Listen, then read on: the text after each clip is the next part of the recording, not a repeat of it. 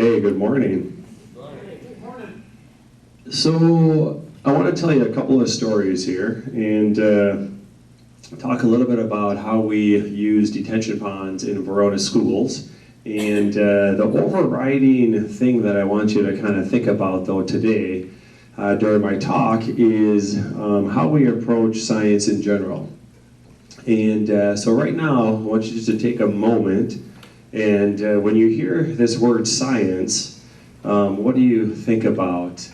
And then reflect back on your own education, all the way back to elementary school, and think about what your science education looked like. I'm going to start with a little story about my own personal evolution as a science teacher and my approach to science. And then eventually what I'm going to do is try to connect this to the approach that we take in using these detention ponds. So I grew up in South Madison, and I am one of 11 children, and my parents had 11 kids. My mom gave birth 11 times in 15 years, no twins. And my mom's family is actually, they were from Dyersville, Iowa.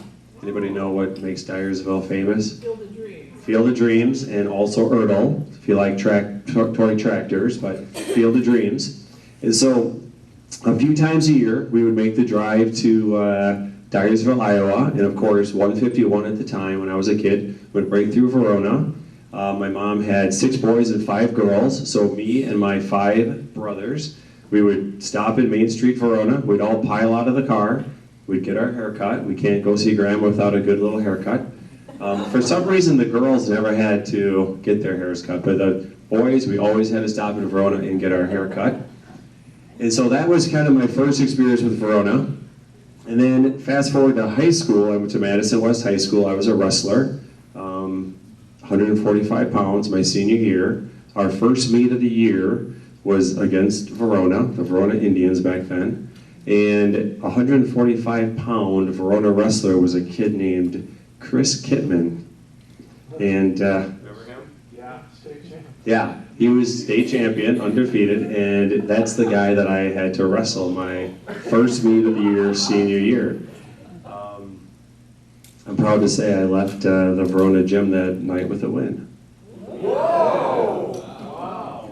He didn't make weight. He was still a little heavy from the football season, and so I distinctly remember, you get in line and you're waiting in the locker room, and I'm looking over at him, and he stepped on the scale and was a little bit heavy, so that was my good fortune. So in high school, I went to Madison West, and I had a pretty good relationship with the earth science teacher there, Don Vincent. And so as I became interested in becoming a science teacher, I continued that relationship with Don Vincent, and at some point it was my turn to student teach. And so Don invited me to student teach at Madison West High School, the school that I went to. And so I approached my advisor at UW-Madison, and he, to my great disappointment, said, "No, you can't student teach in the school you went to. Instead, we're going to send you to Verona." And a guy named Tom Adis. And so this was my first experience with Verona High School outside of my wrestling experience. And I arrived, I'll never forget the first day I arrived. I was a rocks and mineral guy. My first degree was geology. And I wanted to kind of impress my cooperating teacher. And on the countertop and in the cabinets, he had his rock collection. And so I wanted to impress him, so I reached up and I said, "Oh, what a beautiful piece of rose quartz." Rose quartz, when it breaks, it can break like glass. I grab it, poke my finger, now I'm bleeding all over. And this is the first time I met my cooperating teacher. In science, there's something called serendipity. It's these accidental discoveries. And I really look at my experience in Verona, the fact that I ended up here, as a very serendipitous experience. The very next year, Verona was growing, and they hired an additional 60%, not full-time, science teacher to teach freshman earth science. And that's the position that I ended up in. That was 1995. Yep. So first year teaching was 1995. And so my experience up until that point as a person of science really was one that was dominated by doing what the teacher told me.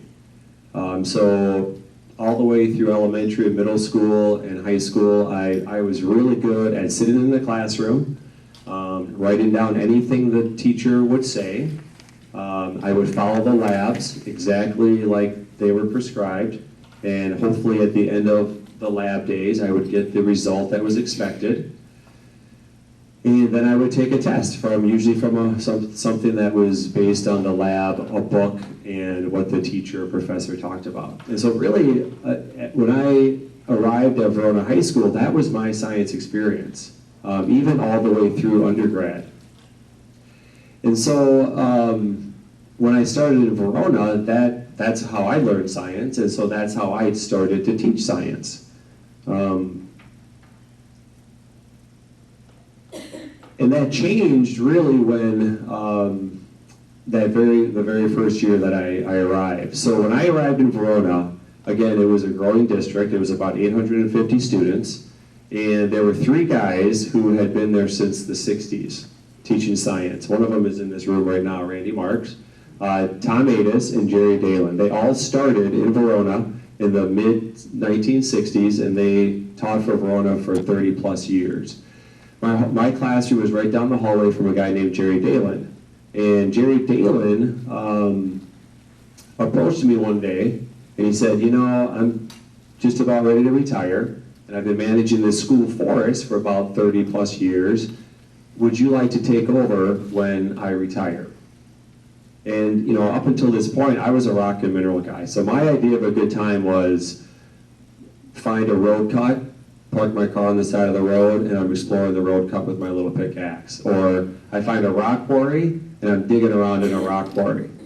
So while I had a biology degree, my focus was not really in prairies, restoration, or managing natural spaces. So just to backtrack a little bit, so Jerry Dalen started in Verona in the mid-1960s. If you look at this picture, you can see the football field. This is Badger Ridge Middle School. This is the main high school today. And this little building right here, up until the mid-1960s, that was Verona High School. And actually only half of that building. So when you look at this building, it looks kind of like a horseshoe. The northern part of the horseshoe was added in the 70s as a middle school addition. So the late 1960s, the Verona School Board was looking for some land to build a new school because the school was growing. Sounds familiar, right? And so the school board decided on the land directly adjacent to the current high school. So they decided, well, let's just buy the land right here. This is the edge of Verona. This represents the northernmost section of Verona. It's just farmland, 5 miles to Madison. And we'll build our new high school right here. And so at the time, Jerry Dalen was teaching biology, and there was a parent in one of his classes named George Knutson. And George Knutson worked for the DNR, okay? And it's interesting because when Jerry retired, I was going through his things, and I found his original journal of the school forest. So this is the journal that Jerry Dalen maintained as the school forest was being developed. And one of the very first pages, it says, in the fall of 1966, while waiting for Jeff Knutson, that's the son, to finish track practice with probably Randy Marks, I got the germ of the idea for an outdoor laboratory and nature area as I looked at the oak forest and surrounding pasture land west of the high school and northwest of the site of the newly proposed high school. So that's this site right here. And at the time, Verona ended right here. This was the furthest extent of Verona, right? So that was it.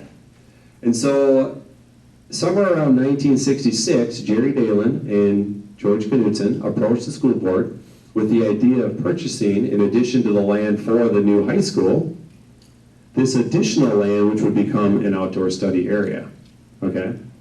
So that's just a little history. It's fascinating to look at this journal. Every plant that Jerry Dalen then in subsequent years put in the Nature Center, he has recorded all the kids that on the work days, all that stuff, really interesting.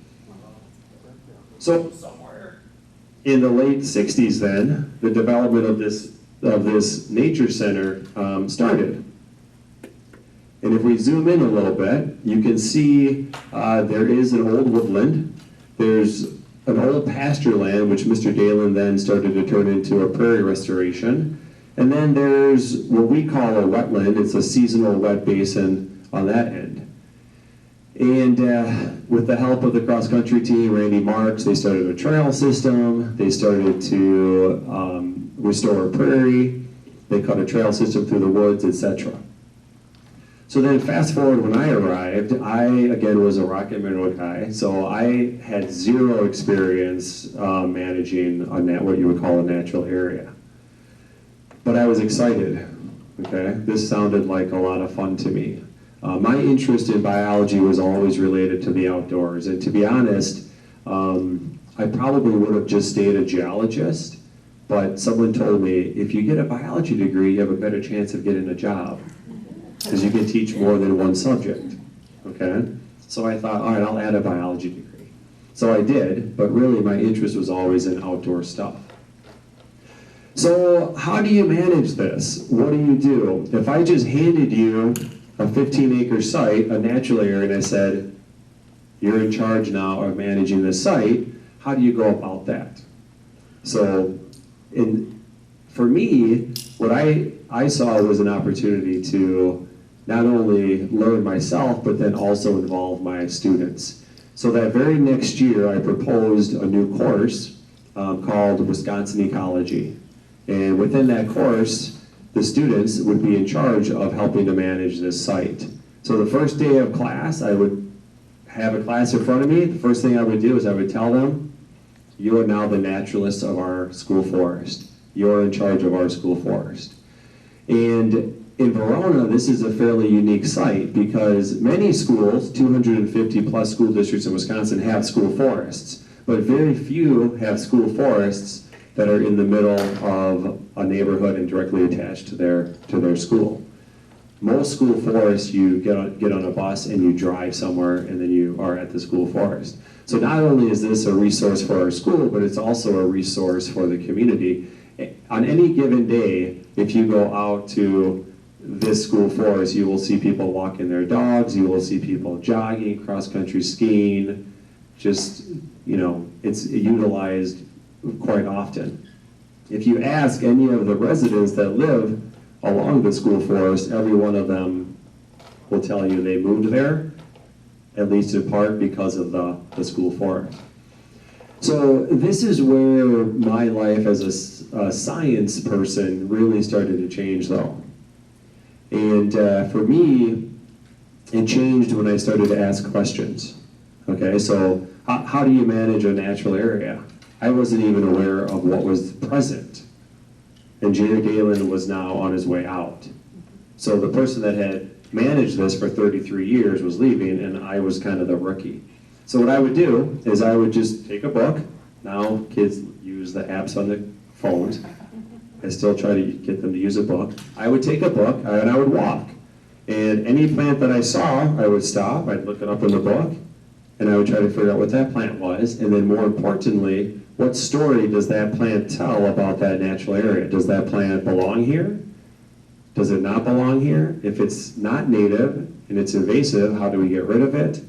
And I started asking questions.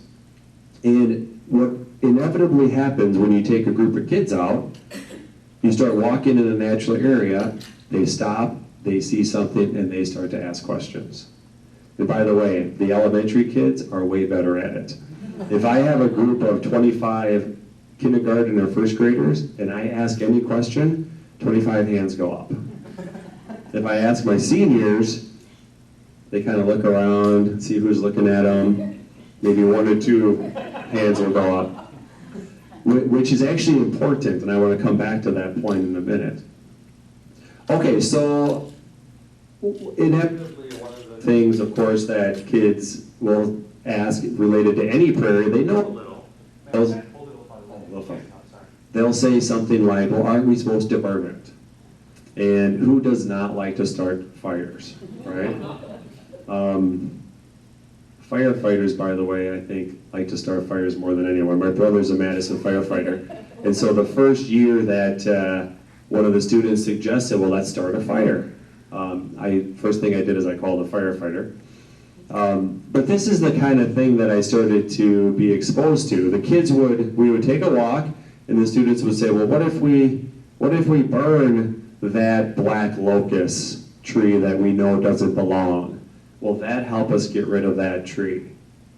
And so what I would do is I started to turn it around on the kids. Well, what if we do? How do we set that up so that we have an ability to evaluate what we are managing, our managing strategy, and look at it from a scientific standpoint, and ask a question, design an experiment, an investigation, and then draw some conclusion based on our data. I think about half the kids that are in my class are in there because they know every spring we burn the prairie, by the way. We've done almost 24 years now of prairie burns. So this is now going on for a few years, and I'm starting to change. I'm starting to see science in a very different way. And I really credit Jerry Dalen handing me the school forest. It changed me from someone who did science to someone who was really a scientist. And the key is the questioning part, and it's the investigation part. I sort of liken it to a Phi Ed class where, imagine you sit down in a room with a group of Phi Ed students and you talk about basketball. And you go through all of the rules, you talk about all the players in the NBA, you go through the history, you watch videos, you give them a test, but they never actually play basketball, right? And so for me, what I started to understand is that science is a way of thinking. Science is not a collection of facts in a book on a shelf. Science is an approach to the world. You walk up to something, you see something you don't understand, you ask a question, and then you design a method to solve that problem. And that's what science is, okay?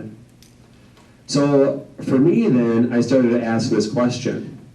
How can we use that understanding, my understanding of how I approach science, to help students build models? Move beyond just labs that I give them, and move into a world where students get to ask their own questions and then build models to solve them. So around this time, late 1990s, I got a call from a resident of Verona, lived one block from Harriet Park. Harriet Park is a small park right across the street from like the tennis courts in next to the high school. And his name is Jim Preen. And Jim had two daughters that went through Verona, and Jim actually grew up in Verona, and he grew up right by Harriet Park. And Jim called me, and he said, you know, I watched this mower. I watch this guy on the mower, the city guy on the mower, every single spring. And every single spring, he mows by the soccer field, he mows around the basketball courts, and then he gets to this northwest part of the park, and it's just grass, and every single spring, I see the mower in the bottom of the grassy area, and they've got the pickup truck, they've got a chain attached to it, they're dragging the mower out because it's soggy and the mower always gets stuck. When I was a kid, this is Jim speaking, he said he used to walk to that park with his brother, and they would catch toads, they would watch the birds, they would chase butterflies and dragonflies, and he reminisced about that experience of having a pond in a natural area right by his house, and how he and his brother would use that pond to just experience nature. And he asked me, is there any chance we could redevelop that area of Harriet Park into a pond again. Okay? So I want to take a quick break here and talk about why that pond was there in the first place. Okay? And this is very common as you travel around Verona.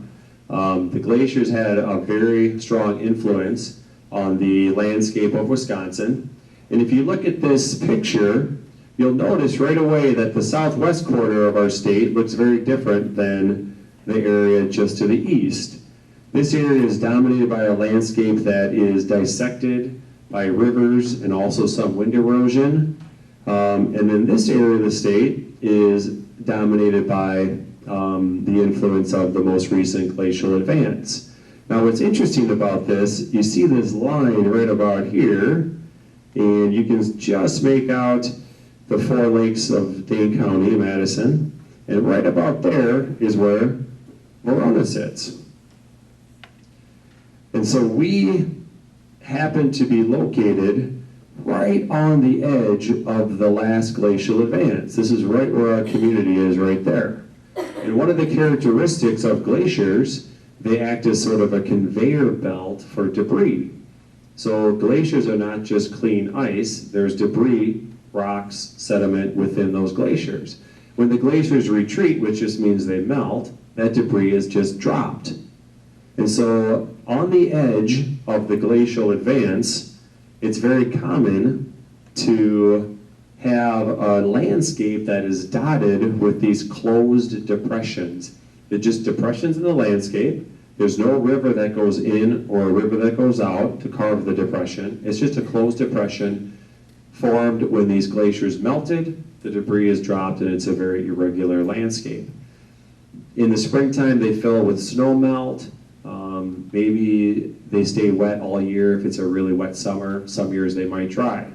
If you look at this picture, these depressions, when they fill with water, they kind of show up as a dark, like almost a green, dark green or a black. So you see one here, you can see one here, you can see another one there. Here's a depression, there's a depression, there's one right there, there's another one there, that one, here's one across from the library, here's another one, all the way over here.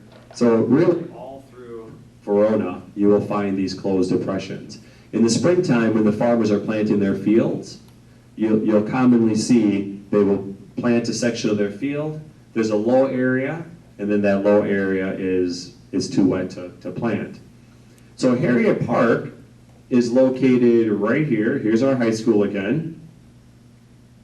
And then this sort of banana-shaped crescent park is Harriet Park. And this northwest section of it, that was one of these closed depression ponds. And this is where Jim Preen and his brother would walk and catch their frogs. Do all of you have a similar experience? Can you think back to your childhood to a spot that you would walk and it would be a place that you would get your feet wet? And okay, that's an experience that kids today actually do not have as commonly. But I know I did. I loved when the toads would hatch and there'd be a million little toads on the ground.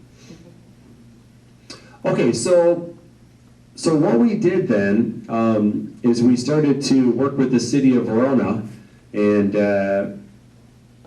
on the idea of restoring this part of the park. And then once you start to look into this, you realize that it's not just a random grassy depression. There actually is a function to this part of the park. And here's a little close-up. So you can see there are ball fields and all that kind of stuff on this end. This is the end we're referring to right there. And this is a detention or retention pond for the city of Verona. Now this is very common. So in today's world, anytime you build anything, a farm and fleet, a housing development, a new high school, you have to have a plan to deal with the stormwater runoff, right? And so very commonly, developers will build ponds, the stormwater runs into the pond, and then on one end it leaves when the pond reaches a certain level, and it's eventually discharged to our surface water. So in this particular case, the water for this whole neighborhood here, any water that falls on a road, a sidewalk, a roof that has a downspout into a driveway. It ends up in our stormwater system. It exits the stormwater system here and here, and then eventually it will fill this depression. If it fills it to a sufficient level, it leaves on this northwest corner here, and it's destined eventually for Badger Mill Creek, Sugar River, etc. So this is actually has a function. It's not just a random grassy area. Most of the time when you look at this pond is just mowed grass. That's all it is. It's just mowed grass. I'm going to show you a picture here in a minute what happens to it when it rains. So the idea that I had then, this was about 1998, was to present this to my students. So if we examine the engineered function of this space, is there potential to maintain that function as a stormwater retention pond, but also add a degree of nature to this space? Can we remodel this space to still, function as it's designed, but also maybe on a small scale incorporate some sort of nature? One of the characteristics of these detention ponds, and they are all over, by the way, Verona, within our city limit, we have over 75 of these retention areas. One of the characteristics, if you're a developer, you know you need so many acres of pond in your development based on the number of homes that you're building or the size of the farm and fleet parking lot, etc. They tend to look for the simplest places to put these detention ponds. And in our community, very commonly that ends up being these closed depressions left by the glaciers. So if you look, for example, at Gateway Estates, the detention pond is the old pond that was there. It's just a very common thing. It's the least expensive and it's the easiest thing to do. They also tend to be looked at as sort of an afterthought, okay? So somewhere in the late 90s, my brain was starting to churn, and Jim Preen, and then there was actually another neighbor, very influential. Her name is Lori Hartridge. She might be making an appearance in the picture here in a minute. She's sitting right here. We started to think about this idea of an outdoor laboratory. And so how is there the potential to use this space instead of as an afterthought, but actually design these spaces in a way that would serve the community better, not only students, but the whole community. And again, in the back of my head, I'm thinking, is there a way to incorporate the teaching of science in getting kids to actually ask questions, design experiments, investigations, in using these detention ponds? So as it turns out, this particular spot does get quite wet. This is just a fairly average spring rain, and you can see this is where the water comes out. When it is wet, this fills with water, and the water then travels to the northwest corner, and it leaves through an opening down on that end. And we have to maintain that function, but are there things that we could do that would perhaps improve it? So when you think of the function of these detention ponds, there are a couple of functions. The first function is storm water flooding control. So if you get a really big rainfall and your stormwater system is overwhelmed, it's overwhelmed into the streets. If you have to move that water in a pipe all the way to the nearest surface water, it backs up into the streets. So you can dump it into these retention ponds, and the water sits there until it leaves through the other end. The other function relates to water pollution. And as a kid growing up in the 1970s, I have this enduring image of water pollution. I would get up in the morning, I'd go downstairs, I'd turn on cartoons, I'd watch the Super Friends, and just about every week there would be a public service announcement regarding something. And in the 70s, I have this distinct memory of a Native American on a canoe. They're canoeing down a river in pristine wilderness, and then they approach a factory next to the river. And the river is polluted, And I have this enduring image of a bottle of orange Tide detergent floating down the river as you're canoeing, and that's how I think of water pollution. But actually, in today's world, in southern Wisconsin, in particular, like our community of Verona, water pollution is actually very different. There's two main pollutants now. The environmental laws of the 1970s really did a good job of cleaning up the major pollution. Now we're worried about sediment, and we worry about fertilizer. So our lakes are over fertile, and our lakes and our streams and rivers fill in with sediment, okay? And so another function of the detention pond is to try to filter out those two pollutants. The way you filter sediment, just imagine anything that's on the roads, right? I mean, this winter we're gonna put dump truck load of sand and salt on our roads. In the springtime, we try to pick as much of that up with street cleaners as we can, but there's some left over. So anytime it rains, when you have that large rainfall event, that large rainfall has the ability to move sediment as long as there's energy in that flow. So if you put a large surface area of water into a small pipe, your stormwater pipe, that water is moving really fast, it can carry that sediment. And it can carry that sediment all the way to the surface water. So the idea with Harriet Park is you take that fast moving water and you dump it into this flat basin. And the energy in that water spreads out, the water spreads out, and the sediment then sinks to it just is dropped. The water eventually flows across the vegetation, and it leaves on the other end with little energy. Little energy means little ability to carry sediment, and it hopefully leaves on the other end clean. So what we looked at as a class was, is this the optimal vegetation to slow and filter that water?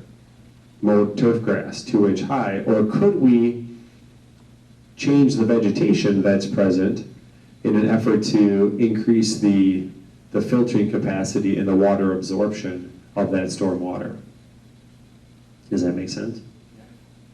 So, the thing that was interesting, so the city of Verona was very supportive in our work at Harriet Park, but they did have one contingency. They wanted us to check with all the residents that circled Harriet Park and just make sure that they were okay with the idea of creating a pond system.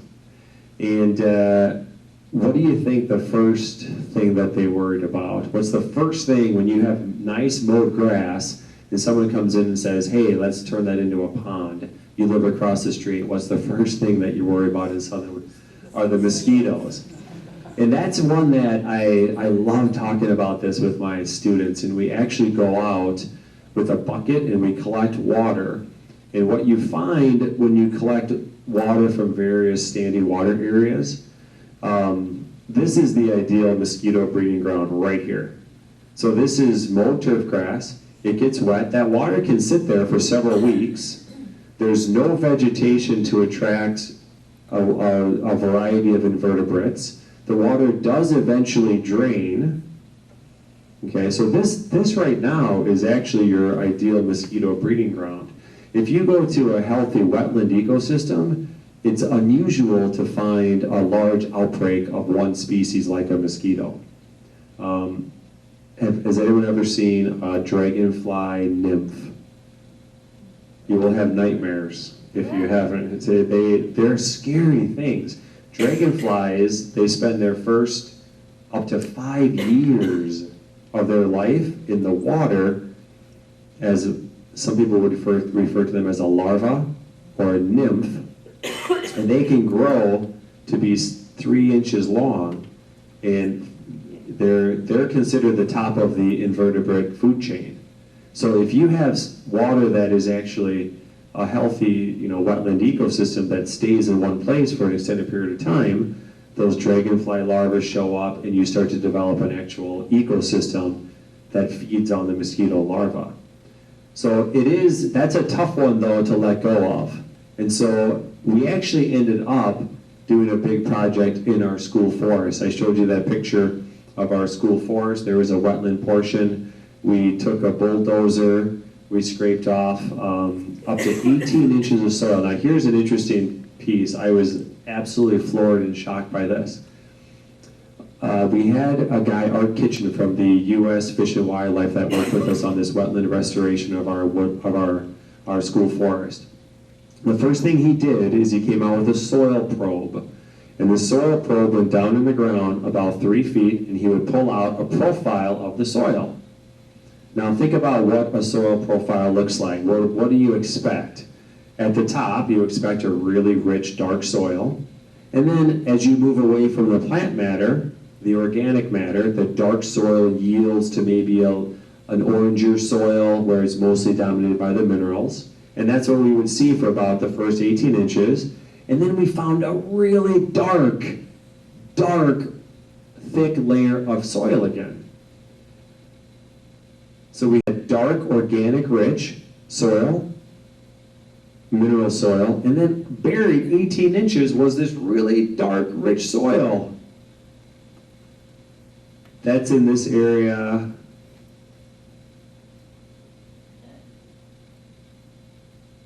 This area right here. So this area right here. We did a transit line. We took a sample from here right across this wetland area. Anybody want to guess what was going on there? How do you end up with a buried soil like that? Runoff and erosion. So 100 years of agriculture in Verona, there was about 18 inches of relocated soil on top of this original wetland soil. So every spring you open the soil, you see the farmers out there plowing, and the wind picks up some soil particles. You see those dusty clouds behind the plows? That tends to accumulate in the low areas of the landscape. 18 inches of topsoil on top of the original wetland soil. So, Randy? One thing is that in the 90s, cross-country state Heights had been there for quite a while. And then prior to that, that was all farmland along there. The kids used to feed cows over the fence in the back of the woods there. And so some of that may be washed from but I think the construction of all those homes and that. Construction's a big piece, and as is agriculture, both of those, absolutely. So I was shocked by that though. 18 inches of soil, it's just, and this is an area that's almost 5 acres, 4 or 5 acres. So it was a lot of soil. So we used and this is one of those oxymorons, a low impact bulldozer. The tracks are wider. And for 3 days, we went back and forth on that wetland, and we just uncovered the original contour. So once you uncover the original contour, then this becomes a pond again. And so that was our big project, and we got a grant from U.S. Fish and Wildlife to pay for that whole project. Go ahead, question. Does the retention pond in Harriet Park flow into that pond? It does not. Harriet Park flows, it flows,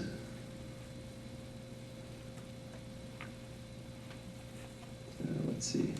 It actually leaves and it goes underground back into the stormwater sewer system right here, and it flows down Arthur Street until eventually it ends up in ultimately the Sugar River, the Rock River, Mississippi River, and the Gulf of Mexico. So when it rains, right here, a raindrop that falls on that street could end up in the Gulf of Mexico. And that's a whole nother talk. It's fascinating because we talk about the pollution being sediment and fertilizer. Where the Mississippi River meets the Gulf of Mexico is one of the biggest dead zones anywhere on any body of water that we know of on our planet. Nothing grows there because of all the runoff, the sediment, and the fertilizer, and the consequences of that. I actually have a little video of that. If you want to, let's just take a look here. I don't know if we want to. Do you want to try to see it here quick? It'll just take a minute. I'll show it to you if you want. Well, there is, so what I do, I tend to make these videos for people, and then, but I'll just turn the sound off quickly. Yeah, it's just me narrating. Kids love it. But let me just show you here quickly. It's actually, if you zoom in here on Wisconsin, you can see the Mississippi River over here. And then what we'll do is we'll just zoom in on Harriet Park. And if you just take any hole, so raindrop falls on the roof of this house, the downspout is directed at the driveway, which is a common thing on homes. The water moves down the driveway, it enters the gutter. At some point, it eventually disappears, and it goes underground. In this case, you can see that little dark circle there. And now it disappears. It goes under Harriet Park, and then it exits right there, right there. Eventually it moves through Harriet Park and ends up just to the south of Verona. You can see this dark squiggly line, Badger Mill Creek. And then from Badger Mill Creek, it joins the Sugar River. And then this is actually an interesting one. Once it hits the Sugar River, we talk about this idea of sediment and fertilizer. If you look at this picture, you can actually see something sort of interesting. I'm going to back up just a tad there.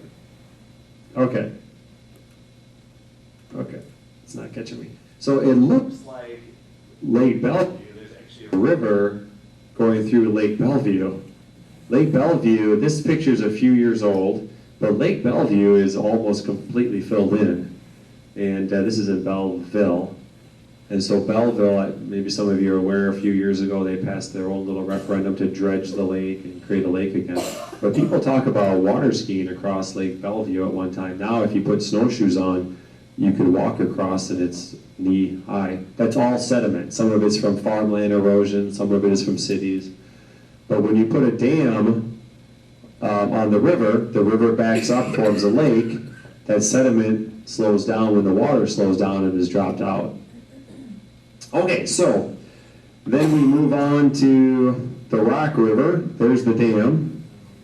I like to show the kids the dam and talk about that a little bit. We zoom out again, all the way south. You can see the Sugar River meeting the Rock River. And then from the Rock River, it joins the Mississippi. I'd like to zoom out a little bit here and give you a little better framework for positioning. So you can see the outline of Wisconsin, Mississippi River there. And then there it goes. Now it's headed for the Gulf of Mexico. It's always interesting to ask the kids, where do you think what's their answer? What do you think their answer is when I say, where does the stormwater end up? Surface water is hardly ever the answer. And they think it goes to the sewage treatment plant.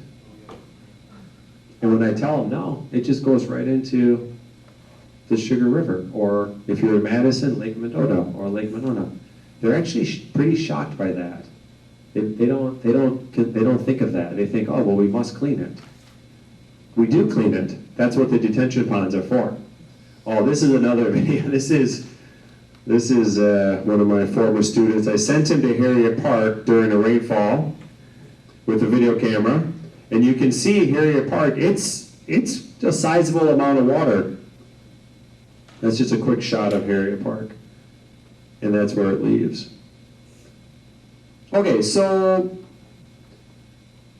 getting back here, let's see here. I guess we want this one. Oh, I got the wrong one. From current slide. Okay, so getting back here then to Harriet Park. So we did our big restoration project in our own wetland, and then what the city agreed to do for us is to cut out chunks of sod. So right now that section of Harriet Park is turf grass.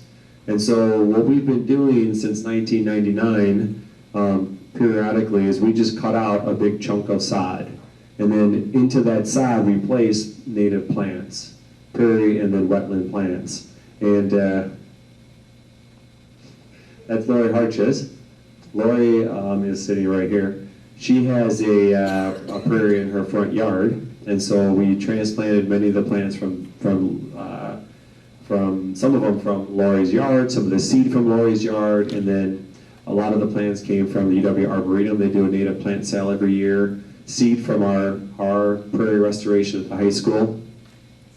And you can see here, it just starts as an empty plot. We put the plants in, and then the goal is eventually to fill the whole area with native plants.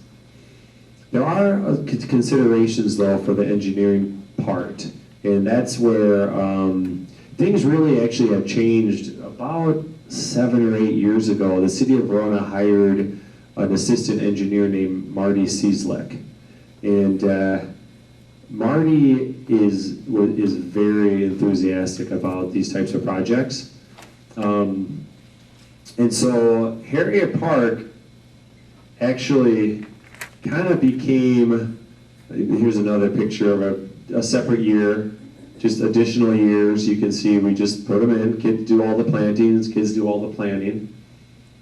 Marty was really influential in taking this little project and making it big. And so by this time, you know, in my brain, I knew when I teach science, I want to incorporate that questioning part. I want to incorporate that investigation part. And what I started to do with my kids, my high school kids, I started using my high school kids to be the teachers for the elementary kids. So I would invite an elementary class up. They would bring 40 or 50 students, and then my 25 kids would break off into groups of 2, and they would have 4 or 5 elementary kids. And then we would do an activity, but the activity would be done with the high school kids working with the little kids. And so, and I fell in love with it, by the way. I always saw myself as a high school teacher. If I was starting over now, I would go back down to 1st, 2nd, or 3rd grade, because they're not too cool yet, okay? High school kids, you ask them a question and they still kind of look at you like, who's watching me, and how's my answer going to sound? Where a elementary kid will just start talking. They don't even know what's coming out of their mouth half the time, but I love that enthusiasm. So this is the big one, okay? And by this time, this is like about 10 years ago, in my head, I wanted to formulate a model and for how detention ponds could be used in science education. And they're everywhere. That's the key. School forests can be expensive. They can be, it can be difficult to hop on a bus and go somewhere. But in our area, there's so much new development. Every new development has a pond. So if we start with some planning, instead of looking at these detention ponds as an afterthought, could this become a model for developing outdoor laboratories for students to use in their science education? I worked closely with Liz Penner. Liz Penner is a teacher at Glacier Edge Elementary School, and she has a strong interest in science, and she's amazing. Marty Cieslik is the Verona Public Works. He's like assistant engineer. And then Robert Bohannon teaches at UW-Madison, a professor, and he has an interest in dragonflies. His research area is dragonflies. And so he has been using the Verona detention ponds to study what he calls urban watersheds and dragonflies. We got a grant from the Madison Community Foundation for almost $30,000, and then the city of Verona almost matched that in just using their employees. So the matching funds didn't come in dollars, but it did come in hourly wages. And this is Wayland Pond. Glacier Edge Elementary School is located right over here. This is Wayland Road, and this particular pond drains the neighborhood between Wayland Road and the bypass, okay? And you'll notice there's a pond here, there's a little divider, and there's a second pond there. And so it's close enough to Glacier Edge Elementary School where kids can get up, they can walk. First graders can walk to this space. And so we started to develop with the kids a vision for how this could be used as an outdoor laboratory. And this was really pretty extensive. So we started with an actual master plan, and one of the benefits of using the city of Verona is they have access to things like this. They don't, when I do a project with Lori, we go out we talk on a Saturday, and Tuesday we have a bunch of plants we're all planting. They really are great at planning and using engineers and drawings and things like that. So this was the plan. So we wanted to redevelop this space to include a boardwalk, a little observation deck. From that observation deck, a class could meet, a class could sample the water. They would have access to water level markers, things like that. We installed a small meeting area here with a roof. We have interpretive signs throughout the whole entire space, so anyone that is walking by can look at a sign and say, and they know the function of this space. This grassy area was turf grass. We're in the process of replacing all that turf grass with native prairie plants. One of the outlets for the stormwater actually is right here, so the water has to travel across that native planting before it empties into the pond. We installed large boulders along the edge. Those boulders allow access for the students. And again, this is all redevelopment. Imagine if this was planned from the start, right? So this is a redevelopment. And then we installed a couple of trail systems. So there's a trail that goes up and around and through the prairie. Again, access for the students, and all native plantings around the edges. And the kids were instrumental in all of this. So this is Marty presenting to Mrs. Penner's class with the engineer, and presenting the plan and talking to the kids about the plan and what they want to do there. This is the actual construction. You can see we purchased the materials, and then the city of Verona assembled. This is the observation deck.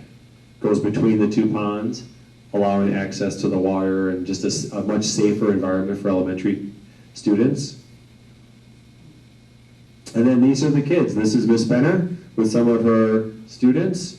This is the kind of thing that just is amazing. You take a group of students there and you just have them sketch.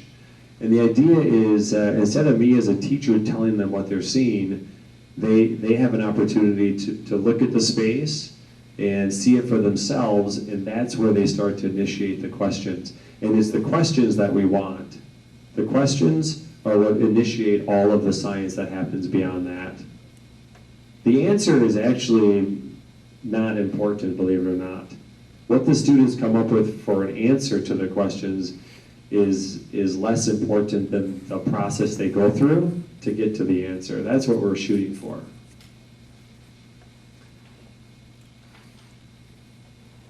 They go out, by the way, in every season, not just the nice days.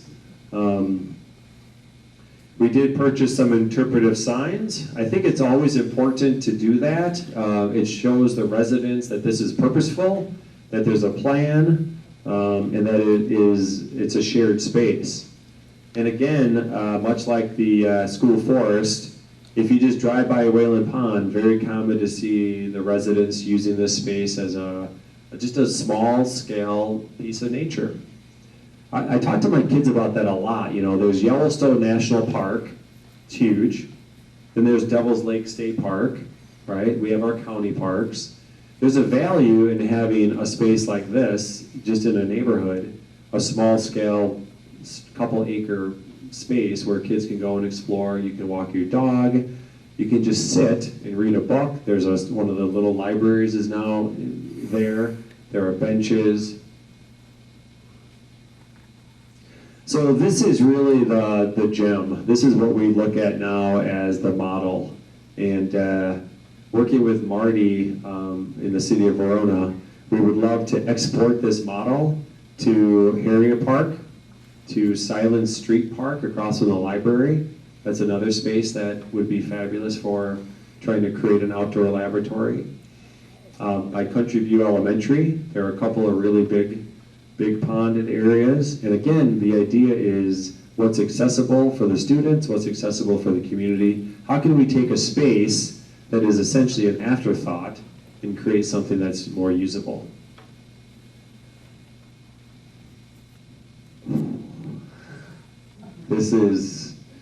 This is the next big one.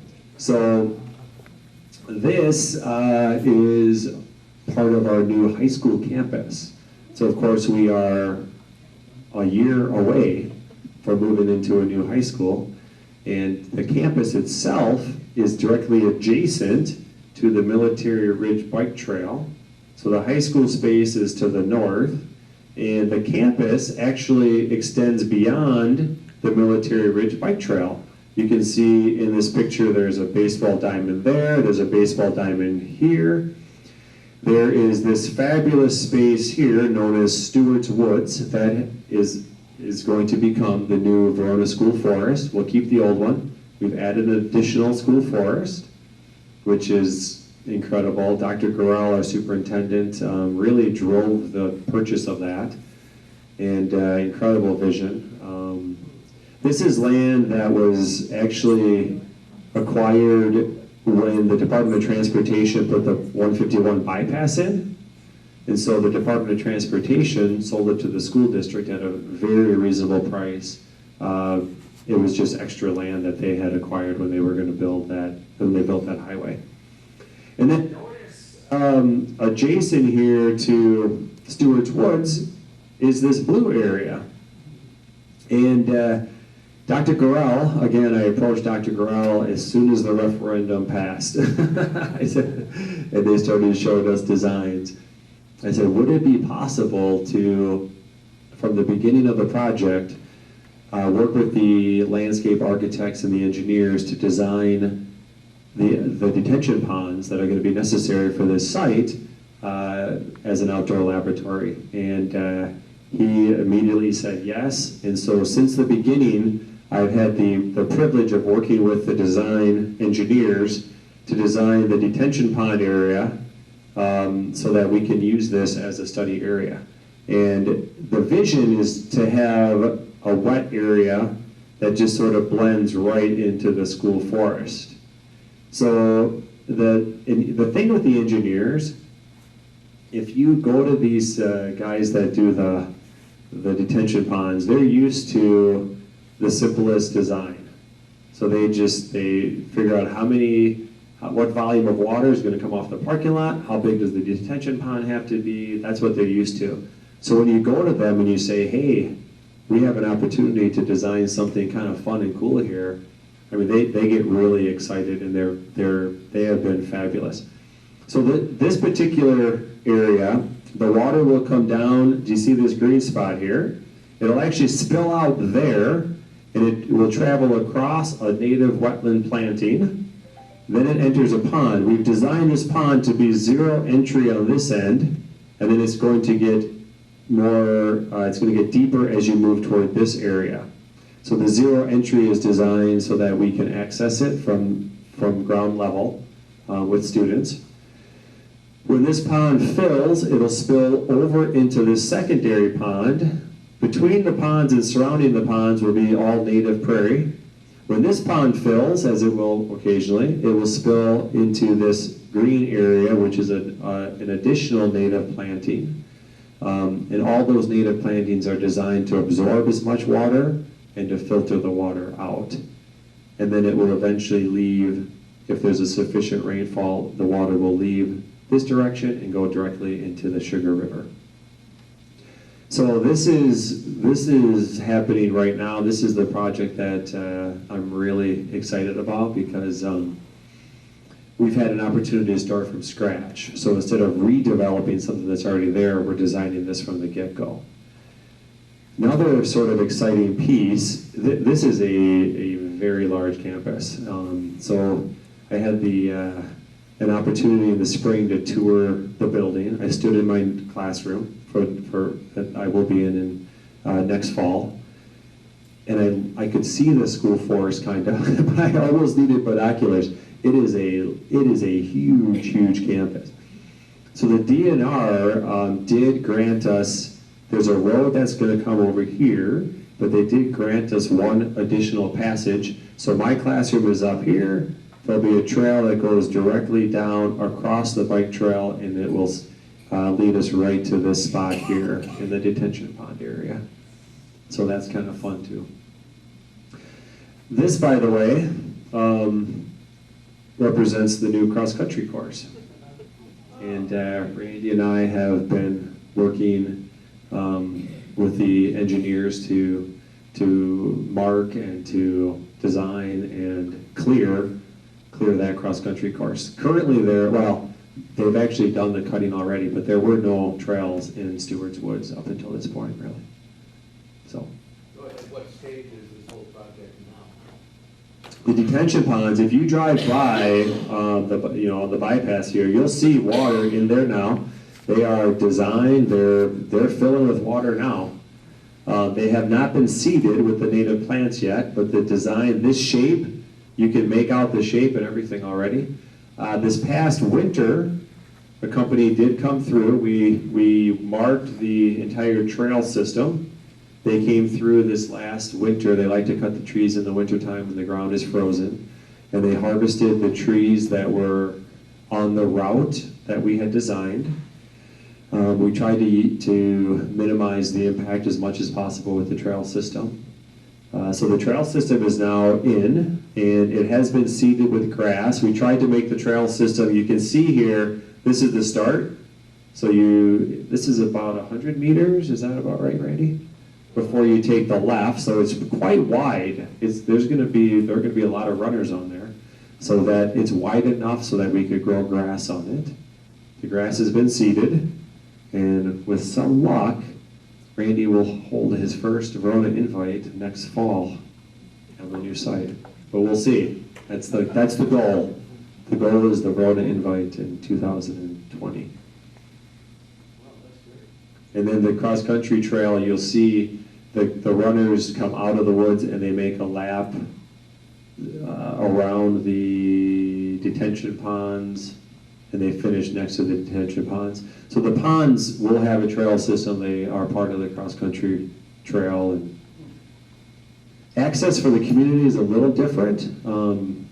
It's a little more of a hike. So you will have access from the high school. There's a road and a parking lot right here. There'll also be a bathroom. There'll be concession stands for the baseball diamonds. And then you would also have access from the bike trail. But so that's about all I have for today. Any one of these projects could be a talk on their own. But the overriding idea, really, that I want to leave you with is this idea of how we teach young people science, and moving away from science as a collection of facts and really approaching science as a way of thinking. And how do you teach kids to take their natural curiosity that they have and use that natural curiosity to investigate the world and turn those investigations into explanations and models. And like I said, if you take 25 kindergarten or first graders and ask them a question, and you'll get 25 hands in the air. So how do you take that and keep that rolling throughout their lives, really? That's it. I'd be happy to answer questions if you have any. Questions? I have to ask the first one. Yeah. Which is, are you still going to be teaching for the class of 2029? Oh. I'm asking for a friend. Wow, this is sort of interesting. I have a 14-year-old daughter, be a freshman at Memorial this year, and my wife talked me into another baby 3 years ago. We got twins. So I have 2.5-year-old twins at home, so I'm probably going to be teaching for the next 25 years. Great, and can I put in a word for some little kids now? I may break Randy's record for teaching in Verona. That's my competition right there. Who's got a question? Well, I have a couple more if you don't mind. The silt, you talked about the silt. Do you have to scrape Whalen Pond and Harriet Park, or else all that silt's just gonna ruin it, isn't it? They do, yeah. So if you look at Harriet Park, there are 2 outlets for the water, and every 3 or 4 years, the city of Verona comes in with a bobcat, and they scrape up that sediment, and they take that to the landfill. So, but the idea is you keep it in a controlled environment at Harriet Park versus depositing that sediment in our surface water. The sediment is, again, it's one that people just don't think about, but Lake Bellevue in Belleville is a great example of sediment filling in the lake. And then the northern part of Lake Wingra by the Edgewood campus is another great example. Lake Wingra is filling in with sediment as well. Did they dredge Bellevue? They did. The residents of Belleville passed a referendum, and they taxed themselves to the tune of, gosh, it was $2 or $3 million to dredge that lake because they saw their lake disappearing.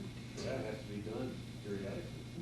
Yep. And so, yep. And there are a couple of organizations. The Upper Sugar River Watershed Association works actively along the entire edge of the Sugar River to implement various measures which are designed to reduce the sediment load. The DNR has implemented a lot of measures with farmers to reduce the sediment load. And then the city of Verona, recently they purchased 2 new street cleaners, for example, just keeping the sand and dust off the roads. And that's regulated too, by the way. The U.S. Fish and Wildlife regulates how much sediment the city of Verona can deposit into the surface water. And it's measured, and it's, yeah. What does Jerry Dalen think about this? Is he still in the loop? Do you show this to Jerry? Jerry Dalen is still alive. He's, every once in a while I hear from him still. Yeah, he and his wife was a counselor in Verona. They live in kind of north central Wisconsin now. They had a big farm just outside of New Glarus for a long time. He raised beagles. Jerry's just a really interesting, great guy. But yeah, he still occasionally makes an appearance. Yeah. Randy, did you want to add anything about any of this I too? don't know if you read this thing, but For the remember recording. The Harriet Park thing back in the 60s was still kind of a marsh like Jim Preen played in, I guess. And somewhere right around 1970, early 70s, they actually filled that in. People were complaining of rats down there. They probably were muskrats or something that belonged in the... Yeah, that was intentionally kind of filled in at that point to a degree.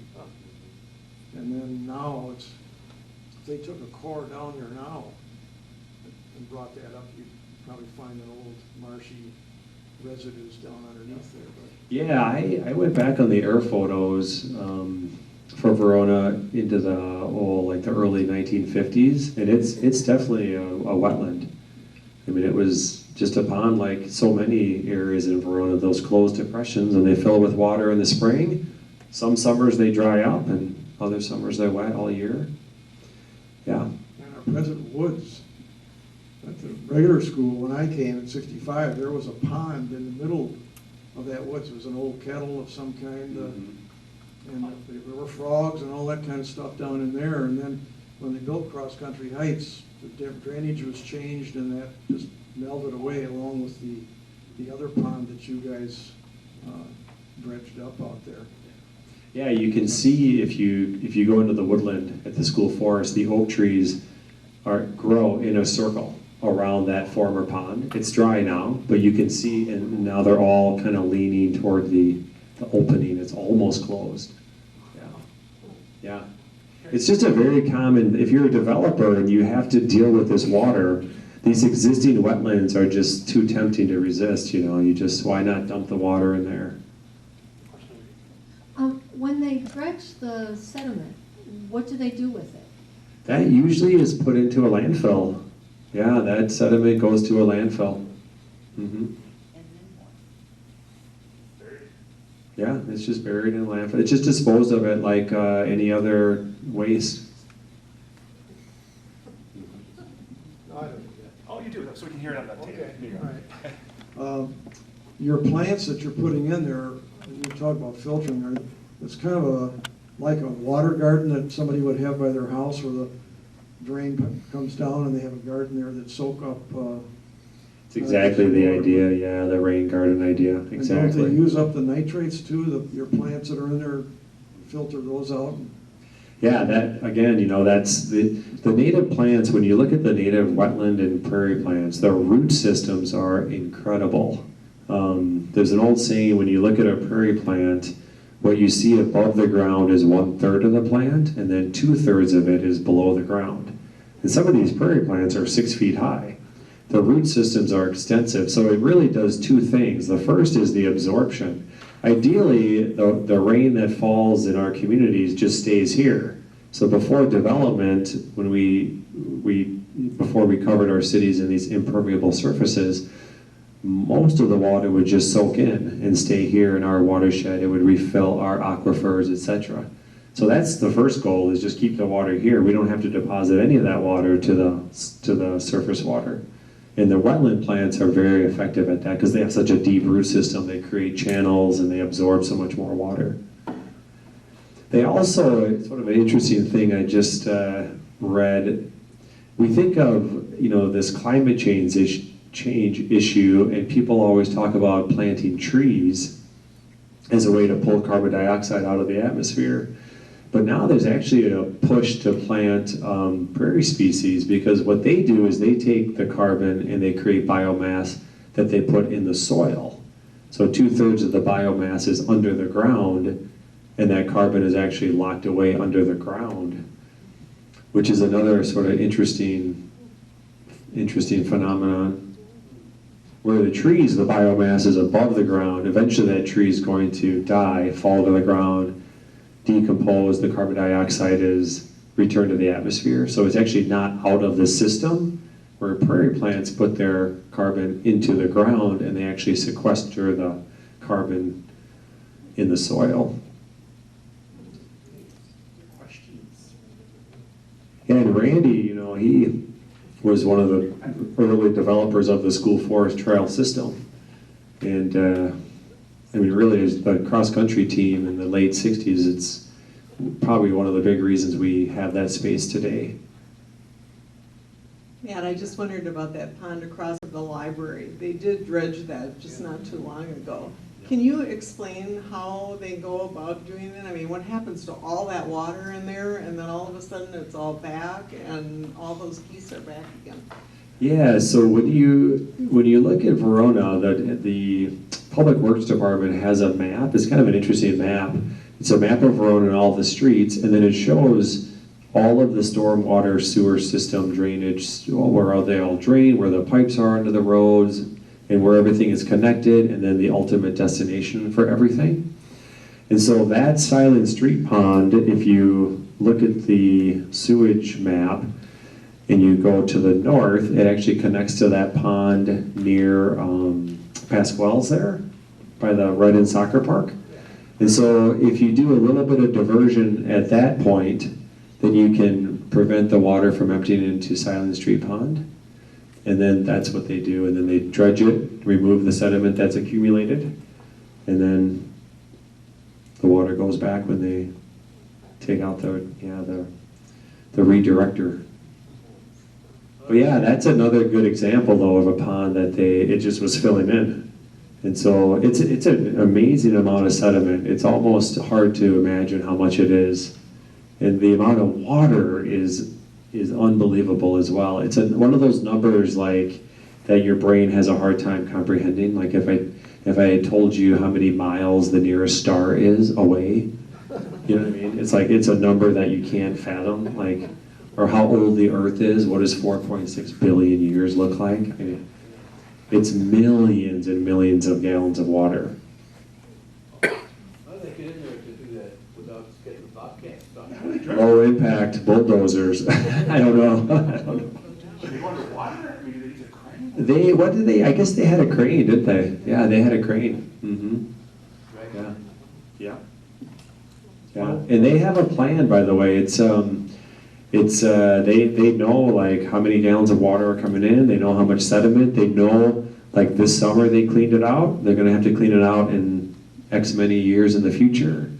The city, it's not by accident. Everything is scheduled and designed in that manner. Mhm.